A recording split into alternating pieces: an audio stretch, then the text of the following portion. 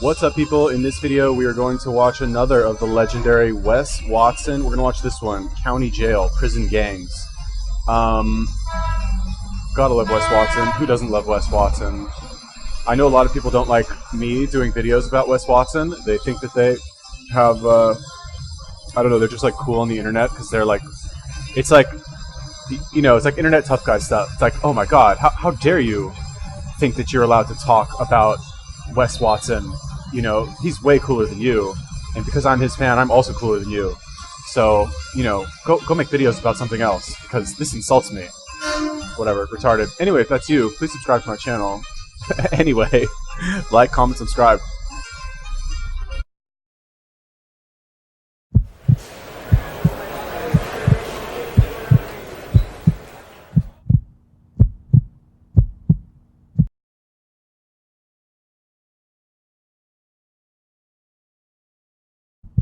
The day I got fucking busted was a trip. That fucking shit just seemed awkward as fuck.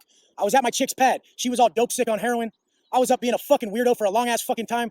And I went over to the gym, and I would always work out when I'm on these sick ones. So I'm on a sick one, I'm hitting the fucking weights. And I finally finish. I walk out, and a dude with the beard, U.S. Marshal motherfucker, just has that AR in my fucking mouth. And he's just like, bam, he draws down on me. He's like, get the fuck down. I'm like, dude, I'm gonna handle your fucking business at first. And I was just on a sick one, and he fucking, he laid me down, he cuffed me up, and he's just all like, hey, you know what this is? And I'm like, nah, I didn't check in for my probation. I'm good. And he's like, nah, this is a different case. You're fucked. Like, this is some shit, you know? I'm the U.S. Marshal. They don't send me for probation violations. And I'm like, shit, okay. Can you get my chick real quick? Let her know that I'm leaving, you know? And then so she comes over, she's crying. She's the cutest thing in the world to me at this time. I love her to fucking death. It's breaking my heart. I know I'm going away, whatever.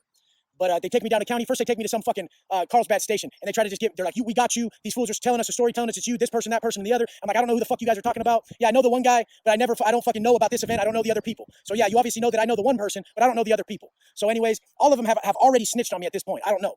And I never admit to being there. I never said I was at this place. My documents are online. I never, till this day, have admitted to being at this crime or anything to do with it. So straight up, they bring me to county jail, and I fucking come in, and I fucking run into a motherfucker I went to high school with. He's a CO there. He's like, damn, what's up, motherfucking Cooley? Everybody knows Cooley. But, and then he ends up he's cool as fuck. He books me in and shit. And then they send me to the high power spot for people who are doing a gang of time. It was Upper West in Vista County. And at this time, there was a little drama between the homies and the white boys at this time. And I mean, I always say that we're an allies, because we are allies. The Southsiders in the woods, they work together. They always have an alliance where they fucking are against the other side of the day room, the blacks, the others, the northerners, and then our side of the day room. God, dude, like, insane. Just, I don't know, man. It just trips me out to think that, like, this world exists, you know? Like, just crazy. Like, fucking gangs. I don't know, man. It just trips me out. Like, and it's, you would never realize this living in the normal civilian world. You would never, like, I don't know, be muted. Fuck me, dude. This fucking new microphone is shit. Anyway, it just trips me out to think that, like, alliances... You know what it is? I'll tell you what it is, right? So I spent a little bit of time in the legal system for some stupid shit that I did when I was younger. Nothing even remotely close to, like, this, or not, like, fucking 10 levels below that. But anyway, when you get first-hand experience with the legal system, when you get arrested and you go get booked in and go to county jail and, like, all this shit, or the holding cell, whatever it is, there's this feeling of seriousness, of impact on your life, right? It's like, if you're out in the world, you're a civilian, you're just a normal person, right? You could lose your job, you can fucking your girlfriend breaks up with you. You know, it's bad, it hurts, it's inconvenient, it's unfortunate, but there's no real sense of permanence about it. There's no, you feel like you can overcome it, you know what I mean? Like, okay, yeah, it sucks, but, like, give it time, you'll be over it, right? When you get arrested, when you are put through the legal system, for lack of a better term, you get the feeling that, like, there's real consequences for this, and you're fucked. Like, the next couple of years of your life, if you can even comprehend that, are going to be not yours, really. Like, you're in big trouble, basically, is the best way that I can put it. You're in big trouble, and there's really nothing that you can do about it. You know what I mean? It makes you kind of look back at what you did and think, fuck, that was really fucking stupid. You know, because when you're doing it, like, okay, what was I doing? I was just, like, selling drugs. Not a lot, right? I wasn't fucking slinging crack, like, whatever, like weed and, like, prescription pills and a couple other things. Nothing really that crazy. And when you're doing it, you don't really think it's that big of a deal. Like, you think you're kind of like a badass. You're like, yeah, I'm like, you know, like, people give me money, they give me cash, they give me, like, even just, you know, I wasn't like a gangster, I never had a gun or anything, but, like, people give you more respect when you do that. is it just because they're being nice to you and they want you to like answer their calls when they call you at fucking 2 a.m? Maybe. But whatever it is, they want something from you, they're nicer to you, and you kind of, I don't want to say you have like higher status, but you kind of do. You're kind of like, I don't know, it just makes you cooler, I guess. Like, okay, you think that's bad, fine, whatever. But like, if you're a criminal, you're just kind of cooler, I guess. I don't know how to say it. Among other criminals, maybe if you go to like a black tie event, some business thing, fine, maybe you're not cooler. You probably will be anyway, but I feel like it would kind of be looked down on in that world. But when people are trying to fucking buy drugs from you and you're just like a normal person, you're gonna look at the guy who sells the drugs. He's just cooler. I don't know. Anyway, all that like coolness and benefit and like having a wad of cash in your pocket, that shit fucking loses significance really quick when you're in like a well-lit police station and you're like, oh god, like, all right, I have, because when you have $2,000 in your pocket in cash, you feel really good. You're like, you feel cool. You walk into the fucking convenience store, buy whatever you want, give them like $100 bill, fucking your sunglasses on, like your, jacket, whatever. You're like, you feel like you're the man. But then when you go to jail and they like check in all of your belongings and they check in your like $1,896 in cash, you're like, fuck, like I'm gonna have like real world consequences on my life.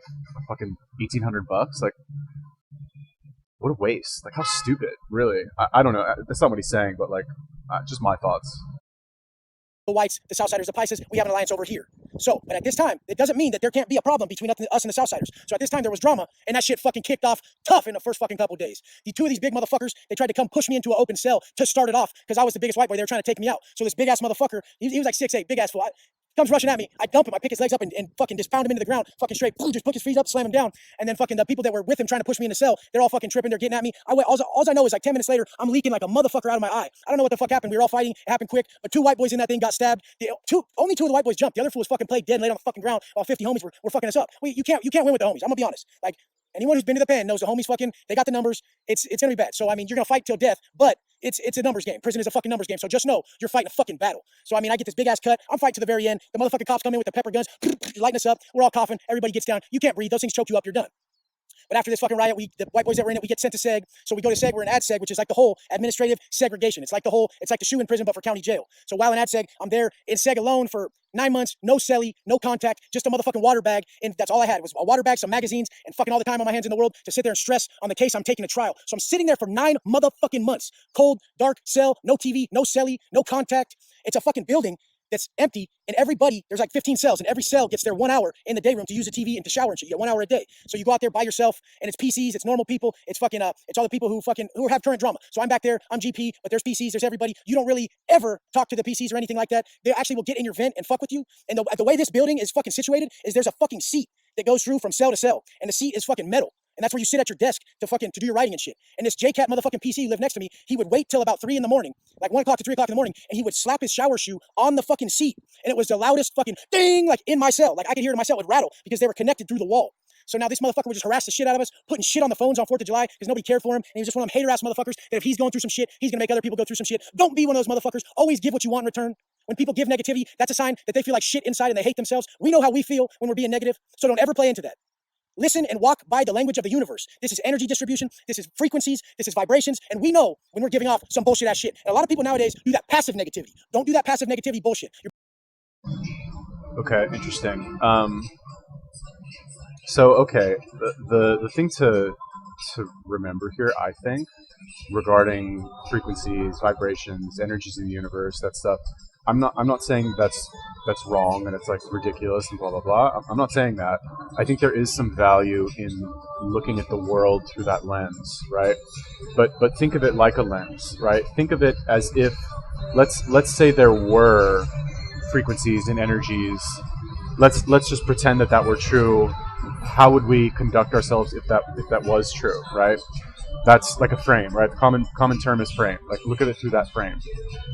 I think if you do that, and that's really that's concept mapping, right? I'm not sure if the video I did on concept mapping will be out by the time I publish this one, probably. But that's kind of the vibration. What's a vibration? It's fucking something that moves back and forth really quick. A vibration, you don't think that. How does that relate to personalities or interaction with other people? It doesn't really. But if you map that concept of vibration over, and you say, okay, these two things are vibrating at the same rate or different or the same frequency, and there's something else that comes in with a vibration at a much higher, more disruptive frequency, that's bad. That's kind of negative effects, or whatever the case may be, right? You map that concept over and you think, okay, you just understand the world differently when you're able to do that. I think that's, I don't know if that's a sign of intelligence, because I feel like that can be learned. Anybody can understand, anybody can learn that. It's not like if you have a sub 60 IQ, you can't apply one concept to something else, right? It's just something that's learned.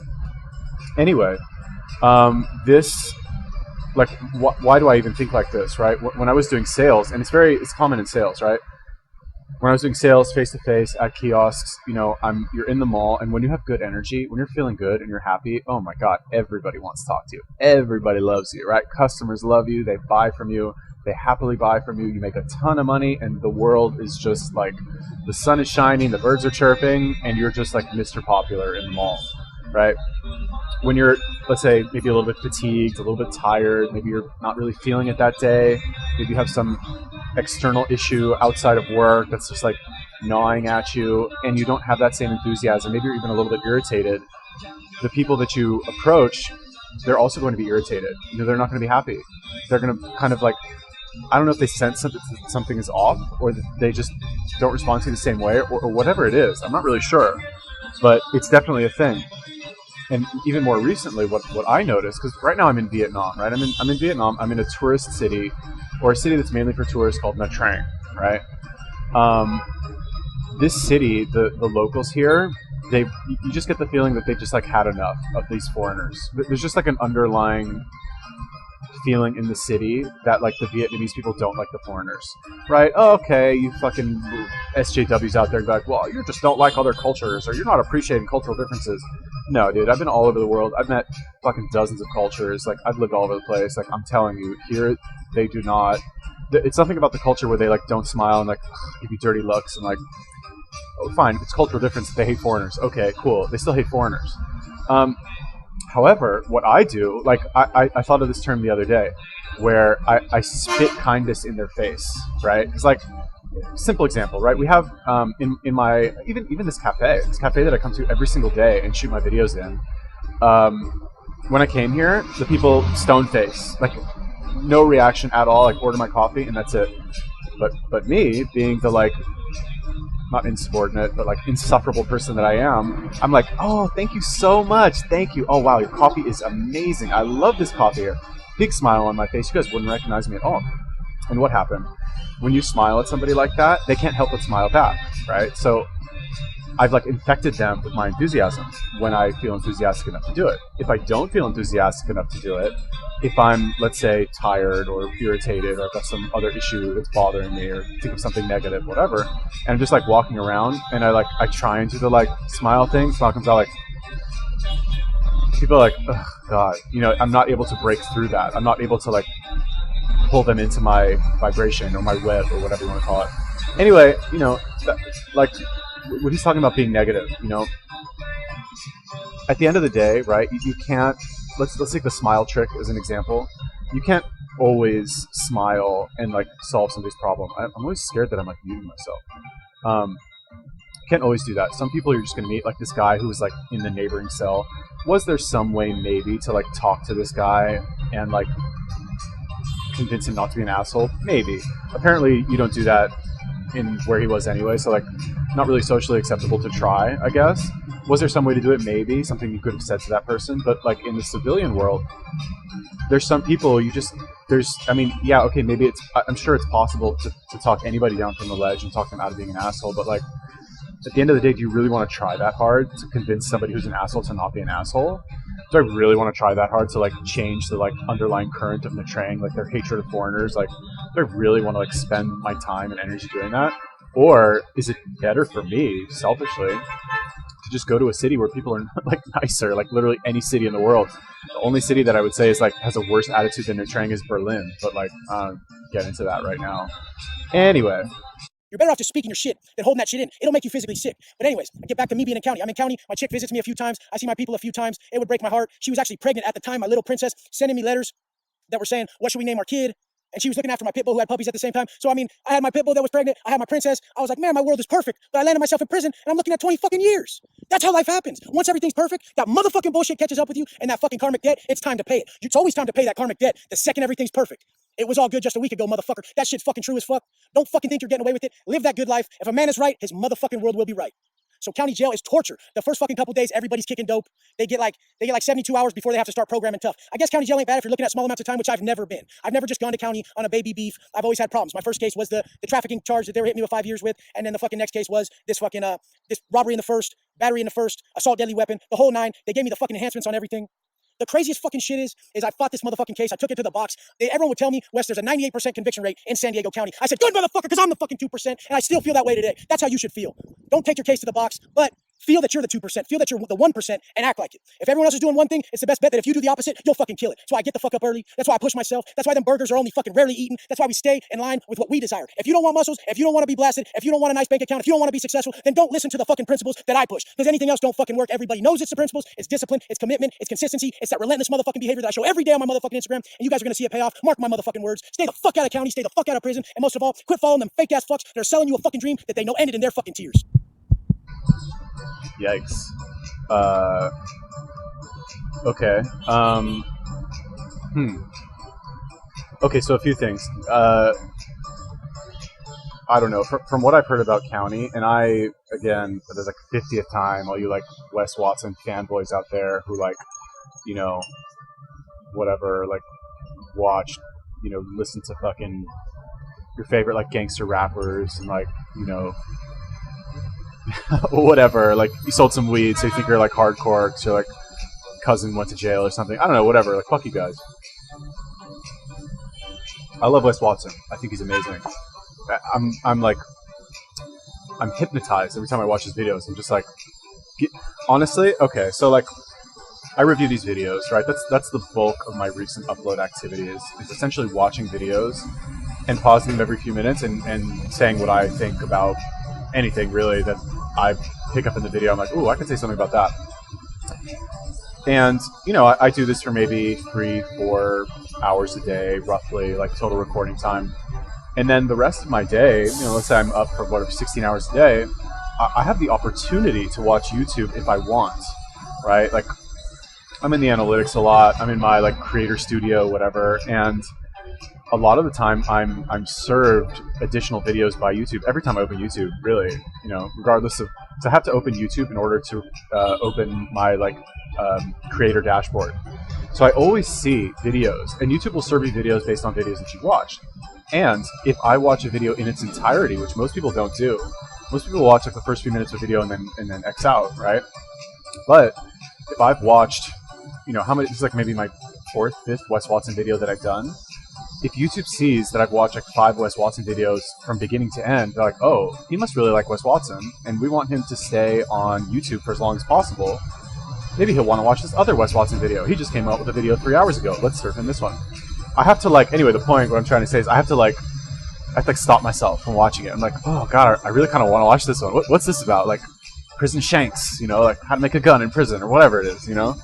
I just want to watch it. So it's tempting, right? Not the only other one. Like I feel kind of the same way about Jordan Peterson, who's got a different delivery style, but also kind of the same. There are some similarities, right? Like what does Jordan Peterson say? He's basically like, be organized, be disciplined, live your life in a way where you're standing up for what you believe is right. Don't just seek pleasure all the time. Don't be fucking Peter Pan. Like, be intense, go for what you want, and just fucking live your best life. As corny as that sounds, it's like live your best life, but not in this like frou-frou she like love yourself no matter what you are, like blah blah blah. It's more kind of like be hard on yourself and demand more from yourself and deny yourself the things that nobody else is denying themselves, I guess, to give yourself an advantage. I don't know, whatever. But anyway, what he was talking about, where he's like, when people say you can't do that or deny, you know, if somebody else, if other people are doing things, if other people are doing a certain thing, then you should not do that thing, right? It's like very commonly you'll hear, or not very commonly, I hear it a lot because I watch a lot of personal development shit, but like they say a good rule of thumb is identify what the mainstream is doing and do the opposite, right? If the mainstream is, has a Netflix subscription, don't have a Netflix subscription. If the mainstream spends 4 hours a day on Instagram, don't spend any fucking time on Instagram. For me, and I could be totally wrong, I have no idea, but what do they say on YouTube? What's the common wisdom? And I know this is fucking me over. I just can't help thinking about this. It's been on my mind lately. But what do they say? They say make one high quality video. There's all these guidelines how to grow your YouTube channel to be popular, right? I'm not doing any of them. I'm literally doing everything the opposite of what I should be doing. They say like make one highly edited video that's, good, really, honestly. I make 8 videos a day, Maybe that's why my channel's growing so slowly, right? If I had made, I've been doing this for a year-ish, on and off, varying intensities throughout the year. If I'd spent this entire year making high-quality edited videos, I'm sure I would be way further than I am now. I don't know if I would have spent less time and less effort, because editing is a bitch and a half to do. But then I'll tell you what fucks me up. It's kind of off on a tangent here, but Wes Watson, does he edit his videos at all, other than the little Microsoft Paint overlay by my T-shirt? No, he doesn't. He doesn't edit his videos at all, and he just tells a story, and people watch his videos. Case in point, me and hundreds of thousands of other people. Snake Diet guy, another example. Guy, maybe he edits a couple seconds out of the video occasionally, but most of the time he doesn't, but he adds value in another way. So it's do I really need to edit my videos?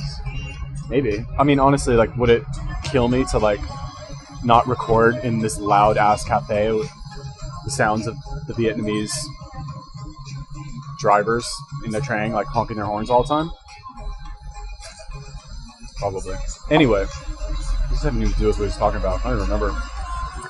Yeah, basically people I don't know. I think there's 2 types of people in the world, right? You have one type that is just in it to win it. They get shit done. They fucking work hard on something. Really, most people don't work hard on anything. They do and I've been like this too, where you do the bare minimum just to get by, and then in your spare, because it's so painful for you to do anything. Really, I think is what it comes from, or at least at me, that's what it came from. I did the bare minimum just to support my basic needs. And then in my spare time, I was so drained from doing the bare minimum, which is surprisingly harder than putting 100% effort in. Once you resign to putting in 100% effort in something, in anything, it becomes easy, right? It's if I went to the gym and I hated going to the gym, it would be so hard for me to stay there for 20 minutes if I hated every second of it. But now I go to the gym and I go with fire in my eyes, and I stay there happily for 2 hours because it's more fun because I'm putting in more effort. Anyway, there's 2 types of people. Don't be the fucking bare minimum person who's trying to not lose. Be the other type. Pro tip from Wes Watson's #1 fan. Yeah. Anyway, if you guys have any other videos of YouTubers you want me to take a look at, let me know. Leave me a comment. Peace.